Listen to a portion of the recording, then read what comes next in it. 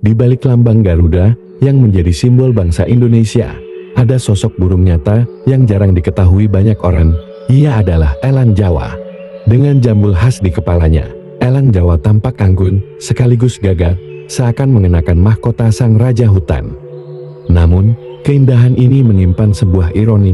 Meski dijadikan simbol kebanggaan, nasib elang Jawa di alam liar justru kian terancam. Populasinya diperkirakan hanya tersisa beberapa ratus ekor. Hari ini, elang Jawa bukan sekadar burung, melainkan pengingat bahwa kebanggaan bangsa harus kita jaga sebelum benar-benar hilang selamanya.